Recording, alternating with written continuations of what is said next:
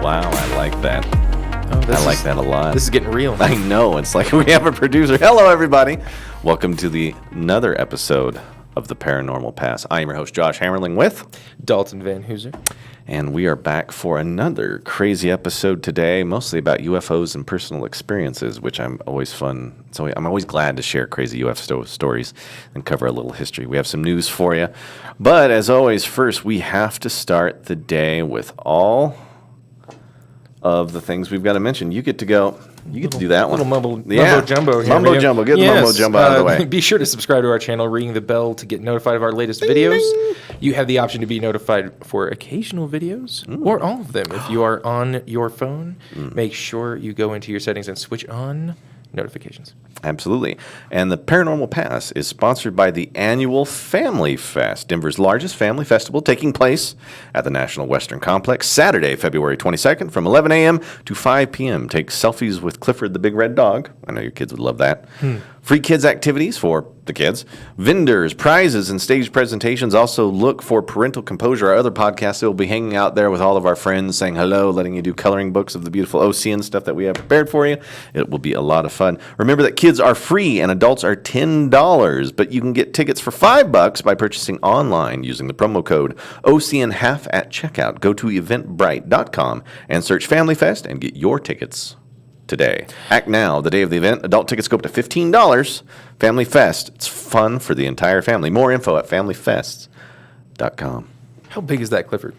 Huge. Because he goes through all sorts of fluctuations. I don't think he's the two-story one that we see in the shows, but he's going to be big enough that the kids, when they see him, they're like, oh, hello, Clifford.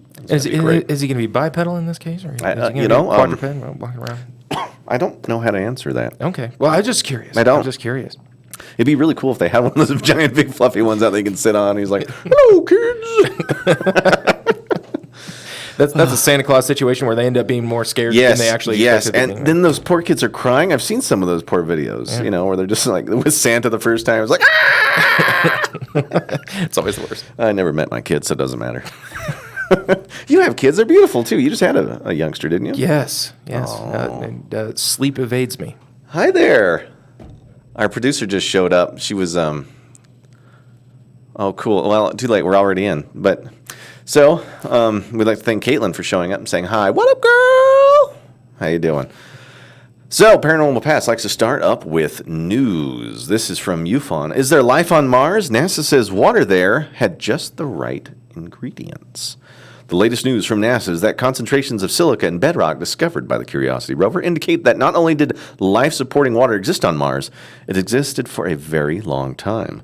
The silica was discovered within pale halos around fractures. The concentration of silica is very high at the center lines of these halos, says Jens Friedenvang. That's a hell of a name. The rover team scientists at Los Alamos National Laboratory in New Mexico and the University of Copenhagen in Denmark. What we're seeing in the silica appears to be migrated between very old sediment layers of bedrock and into younger overlaying rock layers. The current mission has been successful in showing that the Gale crater once held a lake with water that we would even be able to drink from. But that was back in the... I'm telling you, Mars has got more than people are willing to talk about. Or admit. And this was, what, millions of years ago or billions? Probably in the B's, but with all of the... I mean, they do have some of those rover videos where they're showing kind of seasonality, maybe some of the water coming out of those substrate layers. So there could still certainly be, and I think NASA has actually talked about that there being, due to the seasonality changes, that there is the appearance of at least some melted water that shows up. And if there's water, the idea is there's life. Yes, that seems to be the common logic that we always bring to life on other planets is we have no choice as life forms on Earth to assume that this is how life forms. Well, if it works for us, we got to assume it works for everyone else. Yes. So it requires those elements and those ingredients to make it. But that may not necessarily be the case. I know some weird form of life out there that we can't even comprehend.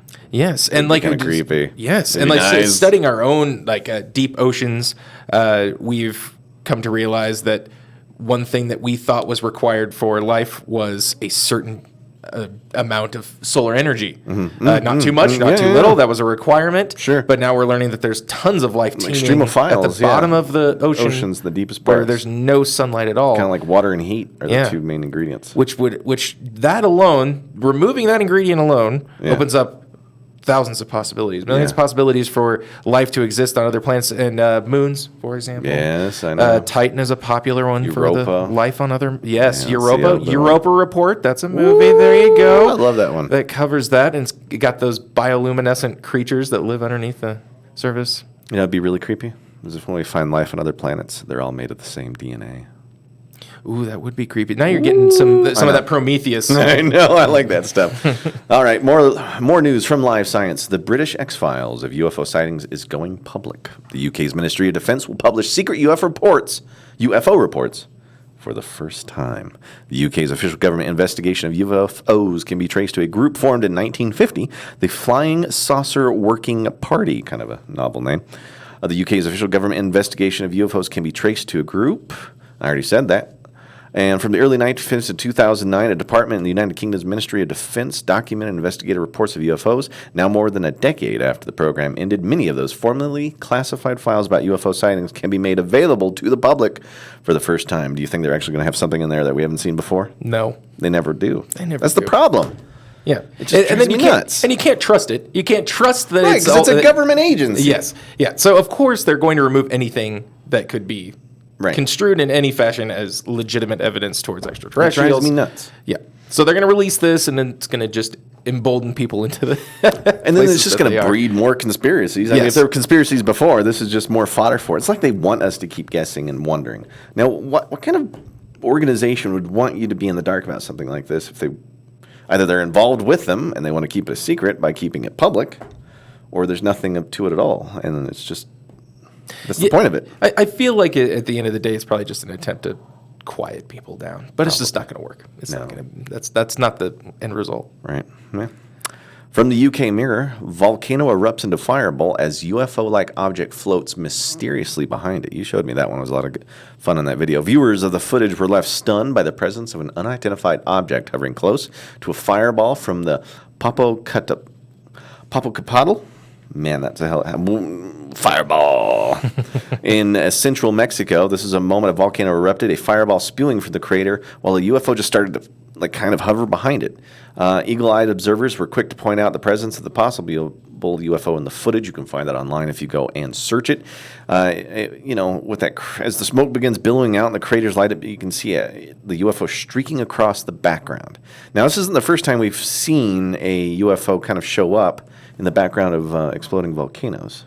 No. In fact, it's a common trend with a lot of UFO sightings that they're happening during events, other type of events, either weather phenomenon type events or paranormal type events, supernatural, where you don't normally correlate the two, but they happen to coincide a lot. So either it's a natural phenomenon, this is something we just don't understand, or they want to check it out, or they're the cause of it. Yeah. I mean, I can't think of any other reason. I'm also not a geologist. I'm just an anthropologist by trade, which, arts degree. That's the way to go. From SkyNews.com, man whose headaches made him vomit. He had a tapeworm in his brain for 10 years. A man whose headaches were so painful they made him vomit has finally found the source of the health problem, a tapeworm that was lodged in his brain.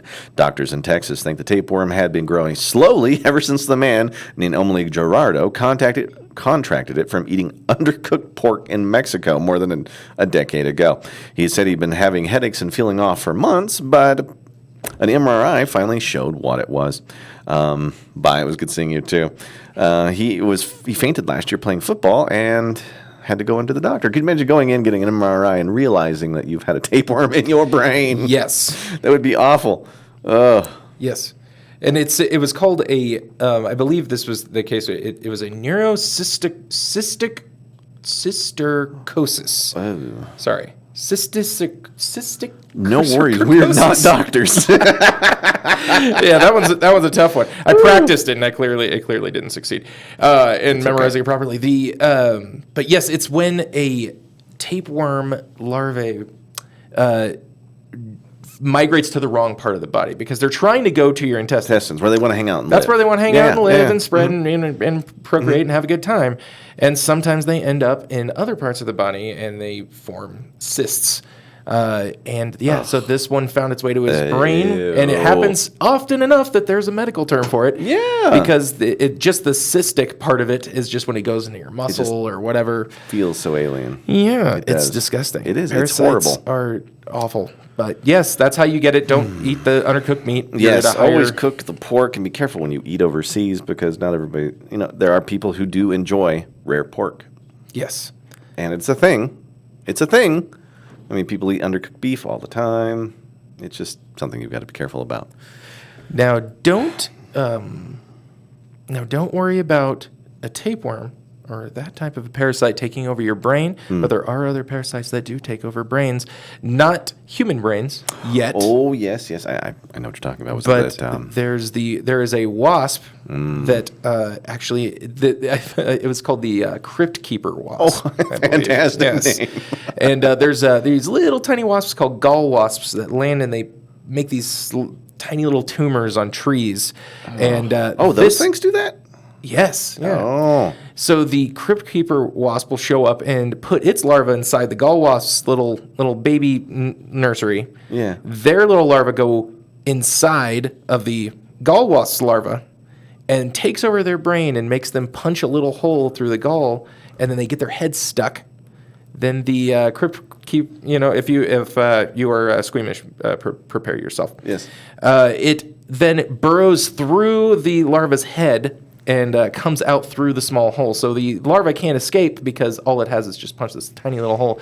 Yes. And so, yes, it's something that they don't fully understand yet of how it can control the brain. Because this is something we haven't been able to figure out yet. And then there's, of course, the zombie fungus that a lot of people are familiar with that take over several species of ants and make them climb up leaves and then sprout. This is like the thing of nightmares for science fiction writers. Yes. They're like, if we really wanted a zombie apocalypse, let's just make it from the what the Crypt Keeper was. Yeah. Fantastic idea. It's like something from Fallout games where, they make one of the horrible bad guys a zombie wasp. Gosh, we're giving them ideas. I love the Fallout games if you didn't play them.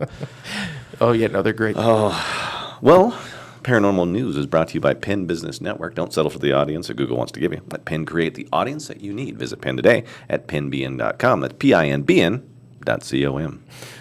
So I always like getting news out of the way because that usually leads us into what we want to talk about. And today's subject is UFOs, which is near and dear to my heart because it's been a lot of, to give you some background, the moment I watched the very first episode of The X-Files, I was a young man. I was in high school.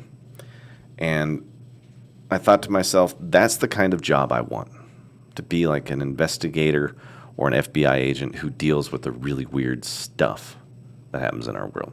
And that was my inspiration. That's what got me into the whole thing. And then I heard this guy named Art Bell and Coast to Coast AM, and he was my hero. I wanted his job. I used to listen to him constantly and hear the weird stories. So that's how I got into UFOs. What about you?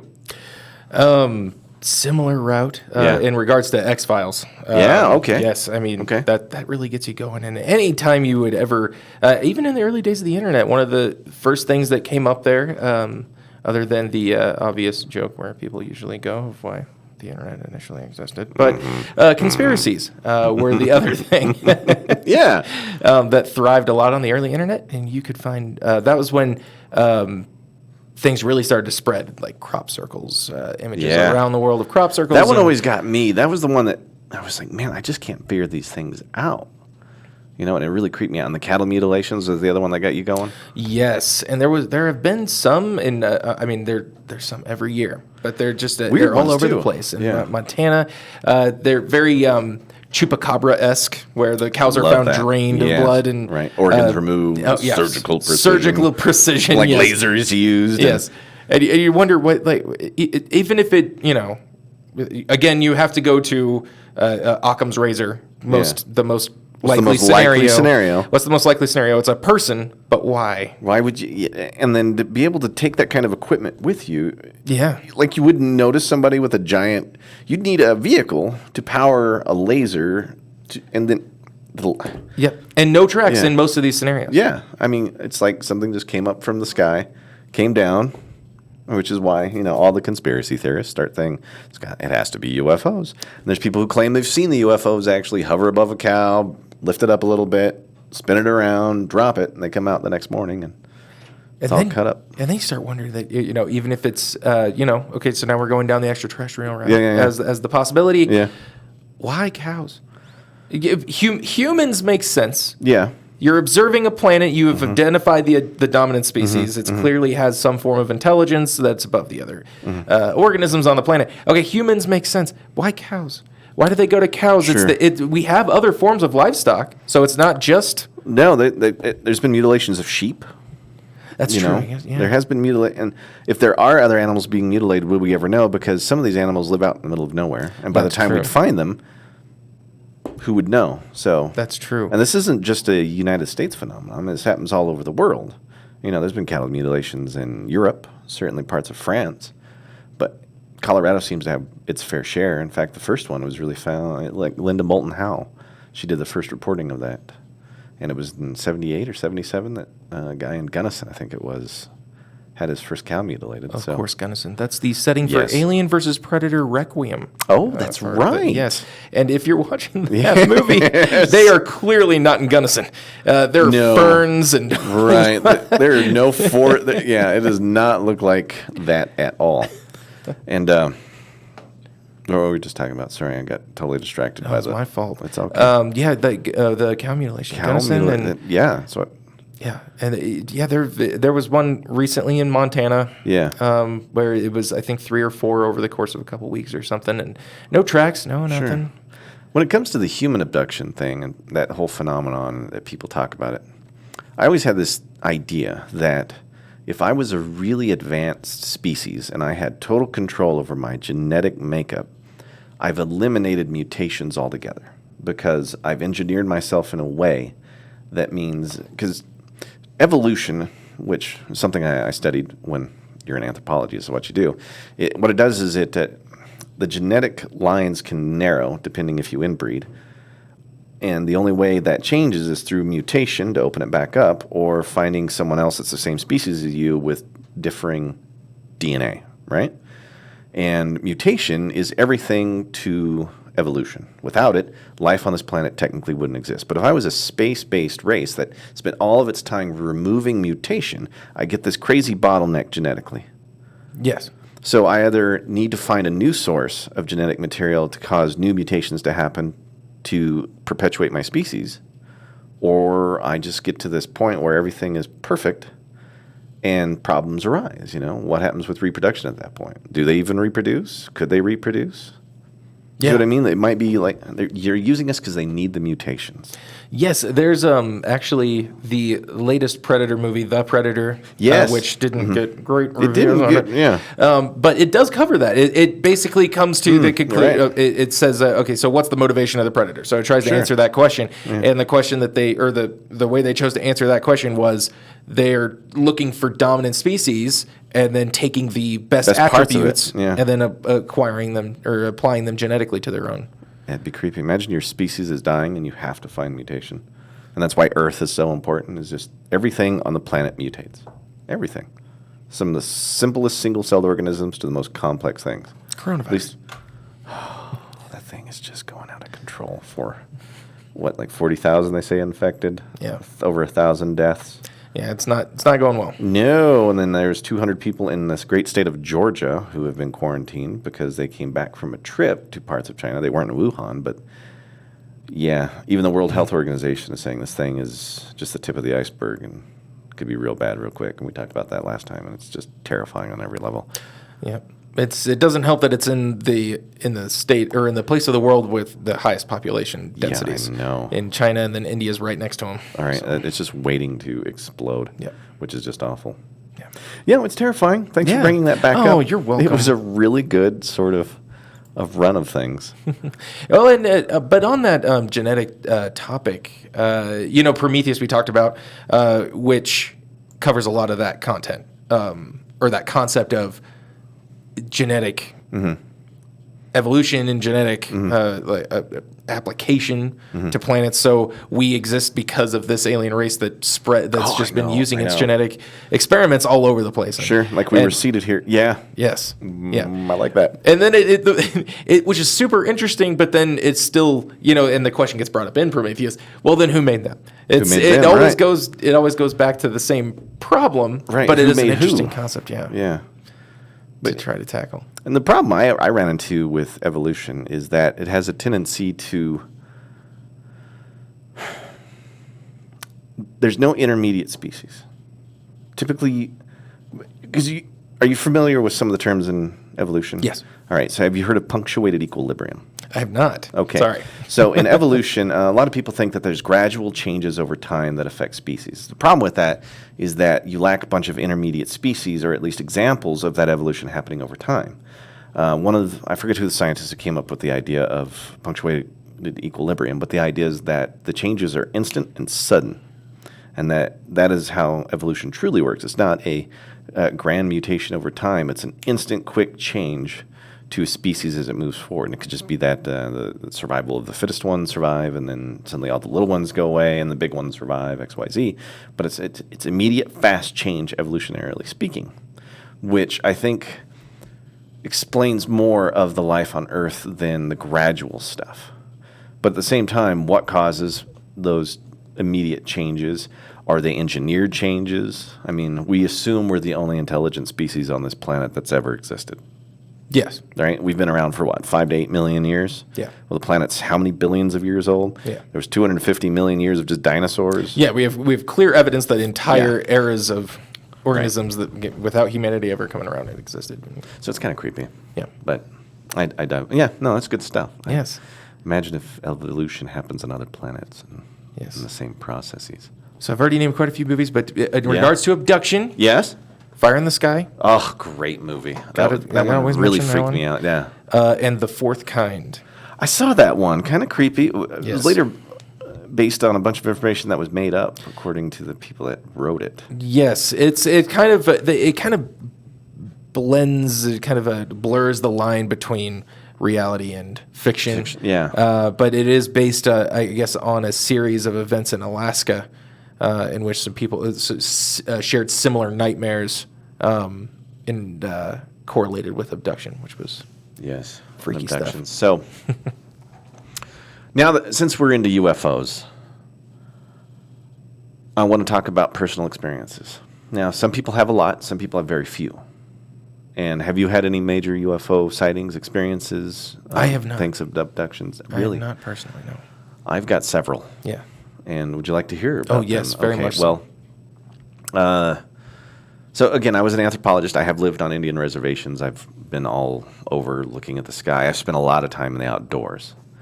One of these takes place in the middle of the city, getting an oil changed with someone I was dating at the time. And what had happened, I went outside during this oil change. I remember it being a Jiffy Lube. We were it was in the heart of Aurora, Colorado. We were just south of what's the Air Force base here? It's not Pete Field because that's in the Springs. It was it's escaping me. There's a big Air Force base in Aurora. It's right there. Yeah, I'm sorry. And then can't help you. Anyway, we're just south of that, and I look up, and there is what looks like the Triforce from the Zelda games in the sky, flying around itself. And it would stop, and I could see 3 triangles with a missing triangle in the middle, just sitting there. And then suddenly, they broke apart, and they looked like fish in a fishbowl swimming around each other. And it was completely erratic. And they went from being erratic back into that same Triforce formation instantly. And then the craziest part was I watched a commercial airliner pass above it. So the distance had to be less than the distance between the airplane and me. And I reported this one to MUFON, and then that was a really weird situation too with the reporting. And we'll get to that in just a moment. But what had happened is they kept going in and out of this formation. They kept, acting like fish in a fishbowl, getting back to the triangle formation, fish in a fishbowl, and then suddenly they all stop, they turn, and they undulate like this from me to the mountains as fast as I could go. Holy crap, they were gone. And then I decided to report that to MUFON. And they said, that's very interesting. We'd like to talk to you about that. And I got this mysterious email that said, we'd love to meet you and talk about it. So I show up and I talk to that. I go to this coffee shop in Aurora, and there's a guy in a black suit sitting there. And he says, hi there. He buys me a coffee. We sit down. I tell him the whole story. And he's like, man, that is very fascinating. That's a really cool story. And I said, well, what are you going to do with it? And he goes, well, we'll see what we can do with it. And then he leaves, and a day later, MUFON recontacts me and says, we'd like to meet with you to talk about the story. And I said to the guy, I've already met with someone. And he goes, we haven't sent any of our people to talk to you. We just now got to this story. This is in 2002, 2003-ish. So... Well, he did. The first guy did a terrible job. Clearly, you remembered meeting him. He didn't use the neuralizer on you. So that was kind of creepy. That one always makes me freak out a little bit because that one was really, really, really, really weird. Yeah, and the most common shape, obviously, cylindrical, the torus, the circular shapes, but the triangles are actually pretty big too. I think that it was because one of the biggest UFO events where it was witnessed by most people. Buckley, yes. Buckley. Yes. Near Buckley. Yes. Was in Phoenix, Arizona, or somewhere in Arizona. I don't remember the details right now, but it was a triangular shape, I'm pretty sure, and a lot of people witnessed it, like hundreds of thousands of people. Yeah, that was the Phoenix Lights event. Yes. Yeah. Yes. And these were small. I actually had the idea that what I might have been watching might have been first generation drone. Yeah. And since it was near Buckley, the Air Force would have been very interested to finding out who saw what. And mainly, I think they do that to gauge to see if the person who watched it is confused and in awe, then it's doing its job, which means you can't identify it, which is what they want, especially if you have a weapon. Because this thing, if as fast as it was moving, it could have delivered an ordnance or a payload faster. I mean, it would have come in, dropped it, and would have been gone before this thing even hit the ground.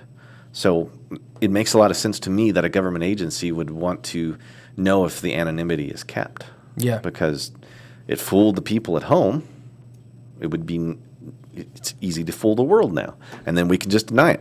We don't know what that was. Was it a UFO? Was it an actual drone? It's weird. It creeped me out. I mean, I was really freaked out. So much so that I stopped reporting a lot of the stuff because of that event.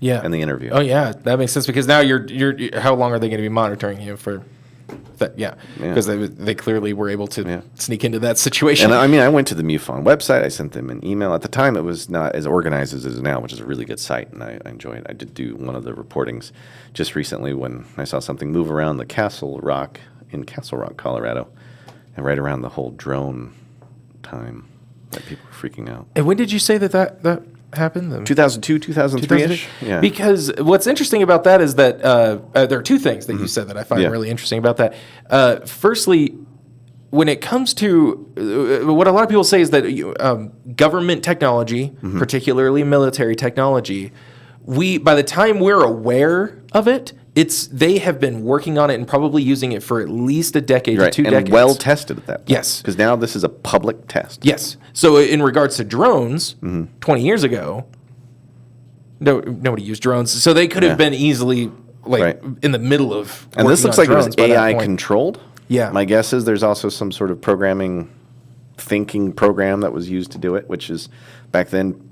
Now we're talking about things that are smart enough to do it, but if it really is 10 years ahead, it makes sense that 10 years ago is when I saw something flying through the air that looked like it was artificial. Yeah, exactly. Yeah, that makes a lot of sense. That adds up with that. And then just in regards to budgets, where does all of our money go?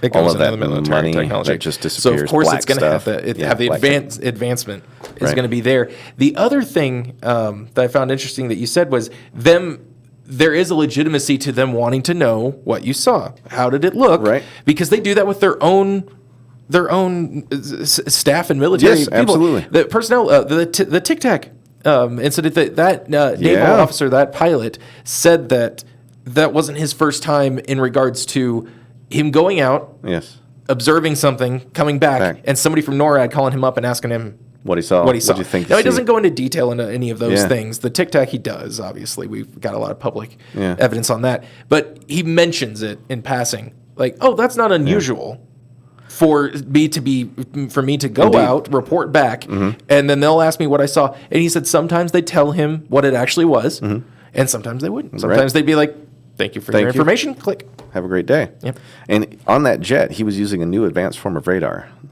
So that's how he, quote, saw it. So wouldn't you want to test the best radar against your best flying machine? I mean, it makes a lot of sense. It does. Because as much as I want it to be alien, a lot of this probably isn't.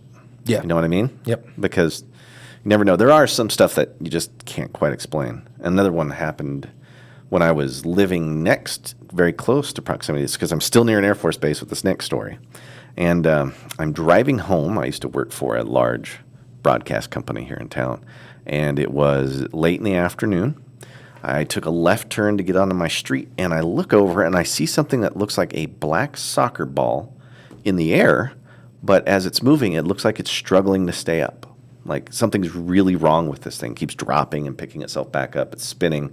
It drops again. It looks like it has black grating on each one of these soccer sides to it, and it's completely silent. But I'm hearing this whirling sound because I stop, and this is I didn't have a cell phone that had a camera on it at this time. This is right after the triangle one because there were cameras. I didn't think about it, and mostly I just sat there going, and cell phone technology is not like it then like it is today. Yeah. Things have really advanced since the iPhone hadn't even been out yet. And I see it struggling. I pull my car over and I stop. I get out and I'm just staring at this and I'm hearing this buzzing. And then out of nowhere from the left comes in a really quiet helicopter. And it pulls up kind of alongside this thing. The door opens. The guy is so close that when he opens it, he sees me. And we make what looks like eye contact. He takes a hook. The ball just stops. He puts a hook on it, and he pulls it into this helicopter, closes the door, and it flies away. I thought it was a UFO, but then I realized I'm staring at what might be like a drone that's failing or some sort of surveillance thing that I have no idea what it was. And, if I had to go before Congress and tell them I said this, I would raise my right hand and tell them the whole story exactly the same way. And it was just the weirdest thing I ever saw. That's crazy. Yeah. Also, and it was just so close. And then seeing the guy pulling it in, seeing me, and we're just kind of like, this is awkward. Yeah, because no one's supposed to see this. You know what I mean? No one's supposed to understand what any of this stuff is. And that's a hilarious thought to have because a lot of these UFO sightings, especially we don't have any evidence of it, but even some of the ones where we do, like the Tic Tac, for example, the movement of it shoots up 10,000 feet into the air, and then drops 2,000 feet. And you're going, well, why is it doing that? And it's like, well, it's probably not supposed to do that. If it's a technology from here, it's probably malfunctioning. It just, it's possible that it's a test that's failing. And so when you see something just shoot off 50 feet in one direction and then shoots back to like that set location, right? It's like, well, it probably wasn't supposed to do that. It's a high possibility that you're seeing a test. You happen to accidentally witness a test, and that thing was supposed to go home on its own, and then the helicopter had to go and get it. Yeah, that was the thing is that sometimes the tests don't always work, and you're going to do it over your own soil because then you can control the operation to get it back. Yes. Because if it goes down, you don't have to worry about the Russians, the Chinese, even the Great Britain and Mexico, any one of these countries that might have some sort of interest in finding technology like that. That's yours that you've got to keep ultra secret. Of course you want to test it, but you're going to test it over your own urban areas. Yeah. Because it makes the most sense. Because then they just have to silence Josh in order to... What crashed? It was a test of a test airplane. We rescued all the people, no survivors. It was terrible. Then you release a name of non-existent people who worked for the military. Who's going to corroborate those names? Or you just say nothing at all. You could just say it was a drone crash. Oops. Sorry. Which is creepy. Creepy. Mm. So one more story. I like this one before we just... I don't know. I love UFO stuff. Oh, no, and if you guys listen to this and you have really cool stories, we want you to send us this stuff. When you look at the channel below, there will be in the comments section. Just tell us some of your stories, and we'll share those because we like your stories. Because I've got just a few, and there are people who have much cooler stories than I ever will. Especially if you're like ex-military, if you've worked on these without pissing off our government too much. Feel free to share them with us. Don't send us things though, not yet. We're not ready to handle like arts parts and stuff like that. But our dead pieces of aliens. don't send us weird stuff. Don't. But do send us pictures. We love that stuff. Oh, yeah. We like absolutely. it. Yeah. Not until we get a little bit bigger and we have a facility where we can actually house this crap. But I was living on an Indian reservation. And I don't know if this technically would be a UFO or not. But I was with some elders at the time. And I remember watching something streak across the sky like it was a shooting star. But it stopped and came back. I thought that was pretty cool. And then a little while later, there was, and this is in parts of the country where lightning bugs aren't. I've never actually seen a lightning bug outside of states of New York and Florida, places with plenty of water. I was in what was essentially the high desert. And I saw something that looked like a little lightning bug just kind of make its way into the middle of our camp, and it stops. And I'm sitting there in shock. The rest of the people with me were acting like they had seen something like this before. And then it gets so bright, you can it is like the sun. I mean, it fills the canyon that we're in. It's blinding. I have to look away from it. It gets so bright, and then it gets real small again, and then just piddles away. And Did you have a guess on size on that? it was tiny. It looked extreme. It was like a bug. So not only moving with that like a type bug of speed. Mm-hmm. It was that size. It was tiny. As well. Okay. It was tiny because it looked like it flew in right over. And I wasn't on peyote or anything like that. It's not like I was on any sort of psychotropics or something. I was stone cold sober, and it just kind of came in, and then it got so bright it blinded me. I could not look. I mean, as I looked away, I could see that the canyon walls behind me were lighting up. You could hold a newspaper up, and it was so bright that it would have been shining right through it. I'd never seen something so bright. And then it just piddles away, and I'm sitting there in shock, and the rest of the group with me are just kind of like, meh, meh. Later, I asked someone about the event, and he's like, we've seen that stuff before. That's just, what the spirits do around here sometimes. Which makes me think that, is there a connection between the spiritual world and UFOs to some degree? You have to wonder. I mean, it's got to be but that was it's not really a UFO story, but it's still kind of a cool story. But still seeing the thing streak in and out. I mean, all kinds of weird lines. It follows the rules. It's unidentified. It's flying, but it's real tiny. It's tiny though, and it was just, it was weird. Yeah. I've never had anything like that since. Yeah. And there will probably be another weird story about the supernatural that comes up in another episode where we'll get back into that one. But those are my personal experiences, the two big ones. And then I did kind of see like a cylindrical thing that kind of faded in and out near Buckley too. That was up in the sky. It looked like one of those giant cigar-shaped ones you all talk about. But it was so transparent you could almost see the sky through it. So it makes me wonder, is this ours? Is this theirs? I don't know. I have a feeling a lot of it's ours, and we're just simply testing it on ourselves. Yeah. Because that'd be the easiest way to go about using this stuff. Yeah. Yeah, because the thing that people jump to when they want to go to extraterrestrials, and I blame them because I want to too. Yeah. But you have to keep in mind that money is necessary for testing certain materials. Mm-hmm. Certain materials are very expensive. And in order to really test them well, you have to have a very large budget. And one of the largest budgets that exists is in military. Military, right?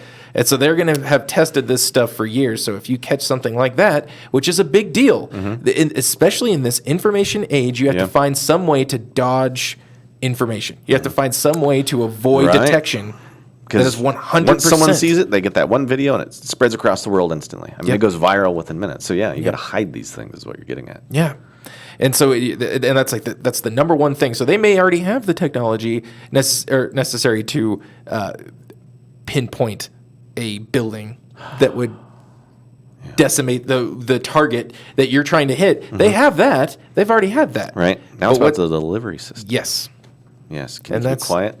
Yeah. And then it gives you plausible deniability if you really want to strike somebody with, we don't know how that happened.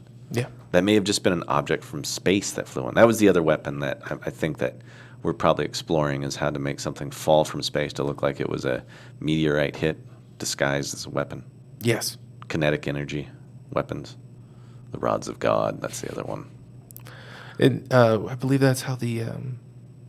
well, I mean, actually, they literally do that. But in Starship Troopers, the bug aliens...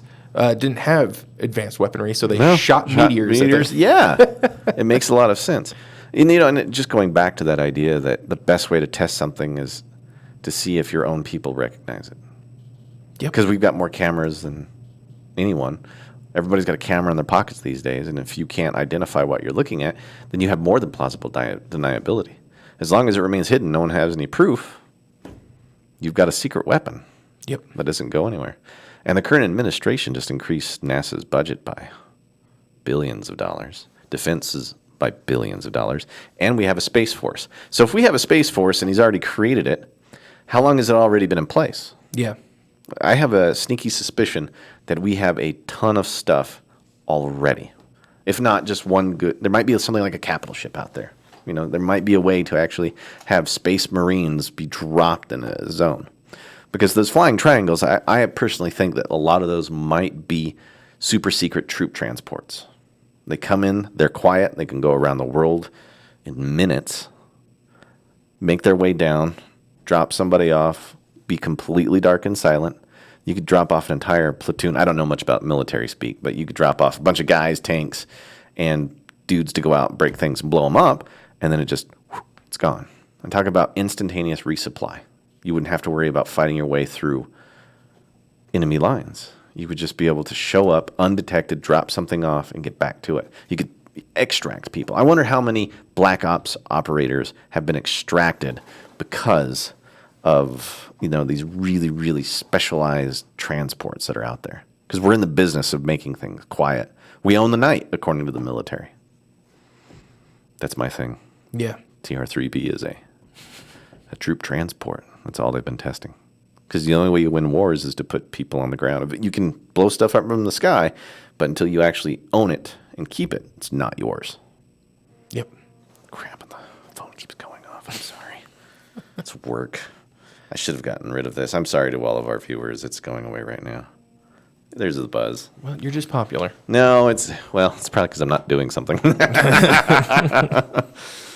Oh. So, yeah, anything else that you feel on the subject of things that fly in the sky? The capsule one, the light refraction, that you said that it's looked almost transparent. Yes. Yes. Is AI and technology that is publicly experimented on in a lot of places. I believe Japan is working on a suit that refracts. Mm-hmm. So obviously the issue with that is our three-dimensional shapes. We're bending, and so it bends the light around. Sure. And so that's the difficulty of trying to find a way to appear flat to the viewer. Yeah. Against the background, and they're working on it. They're working on light refractive suits. They want advanced camouflage that makes you look invisible. That somebody somewhere who has these kind of budgets is telling people, like at DARPA, I want to be invisible. Make that happen. Okay. Well, what if I just got cameras to take a picture of me that way, but put up a screen in front of me? All I have to do is produce lights on one side of the skin of an aircraft that are the same color of what's above me. Then essentially you just, you'd look like the sky above you. So there's got to be somebody that's been working on that stuff. Yep. And other weird advanced weapons. But that, a lot of the UFO phenomenon is probably us. I've got to guess that some of it isn't. I want there to be, I want to believe, as the saying goes. I Yes. want to believe. Yeah. But I've never actually met an alien. I've never really had an interaction that would lead me to believe that it's something from another planet. Plus the distances, the vastness of the universe. I mean, to cover those distances would be too much. Yeah. Unless they don't have an age and they don't die. I mean, dying could just be an earthly-based concept, and age is something that we're only familiar with because of the way our life is structured. Yeah. And then you're getting into time bending if they, interstellar, in the sense of if they're living next to a black hole, they're technically developing at a different pace than us, but even though they are developing at the same pace, and so it's they could be billions of years ahead of us, and be the same age. Mm-hmm. I don't know. Right. Then you're getting into theoretics. Or theoretical. I know physics in there. It's just the weird distances, and then and then we have the military has had a lot of interactions with UFOs. And that's what really disturbs me, because if they're reporting on something and they don't know what it is, either that's a smoke screen to keep people from looking in the direction that they do know, or they actually don't know. And one of my favorite stories with that was Operation Highjump. Did you familiarize yourself with Highjump? I did, yes. So for those of you who haven't heard about Highjump, the entire U.S., I think it was the 7th Fleet, was sent to Antarctica to look for escaped Nazis that were building bases down there in the ice. And which is kind of scary, because this is post-World War II. This is already after the Germans have surrendered. And there's this idea that they put up a whole bunch of bases down there with some pretty advanced technology, because the Germans were certainly trying to work on what they called Wunderweapons, because they wanted these weapons that would... I mean, the Germans were this close to winning everything. They were that close to the bomb. They were that close. I mean, they had jet engines before the war even went down. They were losing because they were being overwhelmed. And fortunately, Hitler was crazy, and I'm glad he's dead. But his drive is to make sure that you create all these super weapons that allow them to win the war. It was scary how close they actually were. Yeah. And if you were losing, the idea is that you got to go into hiding to come back for the next war. So a lot of people think they sent down there. So the U.S. Navy sends the 7th Fleet to Antarctica. And it was Rear Admiral Byrd who was in charge of Task Force 68. And then when they went down there, this was one of the most hardened Pacific fleets that we had from the war. These were guys that had just come out of fighting for their lives, as it were. And there wasn't a Navy on the planet that could have taken them. But when they go down to Antarctica, they get their asses kicked. We lose weapons, ships, everything. I mean, they are just absolutely mopped with the floor with them. And there are reports that some people say that it was saucer-shaped craft that came out of the water and ice and started eliminating their planes, their ships, and their personnel. And they turned right around and came back, limping, which is terrifying. Because if that is truly the case, what's in Antarctica? Because it is still the one place in the world that nobody can go. Yeah. There are international treaties that keep everybody out of Antarctica. And the last person from our government to go there was actually it was under the Obama administration. We sent Kerry out there. Why would you send the Secretary of State Kerry to Antarctica? You usually send him to go out to meet with somebody as an ambassador. Who's he ambassading, for lack of a better word? Yeah, there's like 9 people that live on Antarctica at any given time. In stations. Yeah. From different countries. Yeah. So why would you send him there? You only send ambassadors to go talk to people to start a dialogue. So who is he starting a dialogue with? Why is it so secret? Why do we keep everyone out?